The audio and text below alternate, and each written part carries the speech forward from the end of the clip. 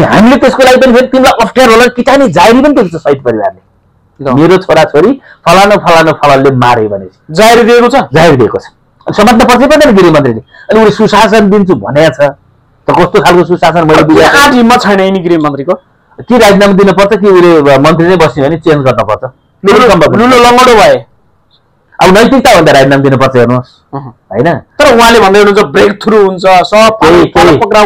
जस्तो उहाँले भन्ने मात्र देखिरहेको छ गर्नुपर्छ काम गर्नुपर्छ ओलीजीलाई हैसियत देखाइदिन्छ धेरै अराजक मचाउन थाले भनिसक्नुभयो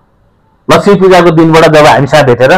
आज ठुलै डिस्कस गर्यो उहाँसँग उहाँले मलाई त धेरै कुराहरू पनि आरोप पनि लाउनु भयो हैन तर मैले त्यसलाई सहस्र स्वीकार गरेँ बोलेको चिज हो मैले पनि स्वीकार्छु गृहमन्त्री असक्षम भएकै हो हामीले भनेकै हो असक्षम गृहमन्त्री नभएर समात्न पर्छ किटानी जाहेरी समात्न पर्दैन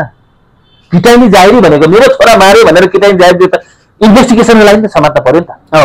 अहिले चाहिँ छुट्लाई नि त अनि कानुन सुशासन भनेको उनले मात्रै पढ्यो र भने तर गौरी बहादुर कार्कीको नेतृत्वमा बनेको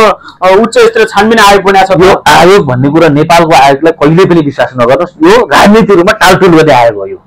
आफू सत्ता टिकाउने आयोग हो यो बुझ्नु पनि के आजसम्म कुन चाहिँ आयोगले के चाहिँ गरेर भन्नु त सुशीला कार्कीले आफ्नो सत्ता टेकाउनको लागि गरिएको यो आयोग हो तपाईले भने के आफ्नो सत्ता टिकाउन भन्दा नि जनतालाई शहीद परिवारलाई घाइतेलाई तपाईको चाहिँ छारो हाल्ने काम हो अहिले तपाईलाई थाहा छ नि एउटा के भन्छ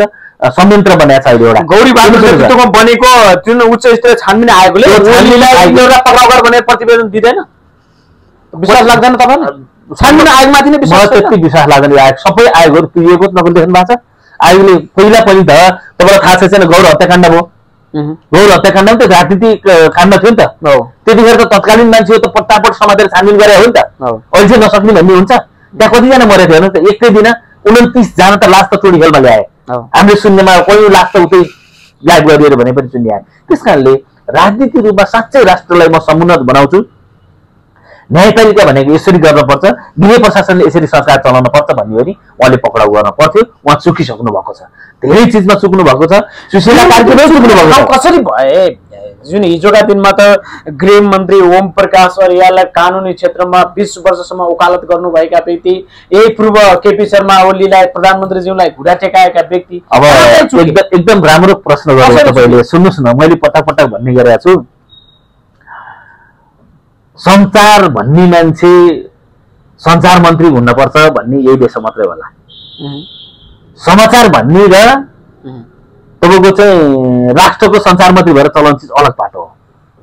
बुझ्नु नि के सत्य कुरा हो कानुनविद भएर ल चलाउन र कानुन मन्त्री बन्नु फरक चिज हो फेरि बुझ्नु नि के एकातिर कानुन मन्त्री लगाएर के गरिरहेछ त भने गृहमन्त्री बनेछ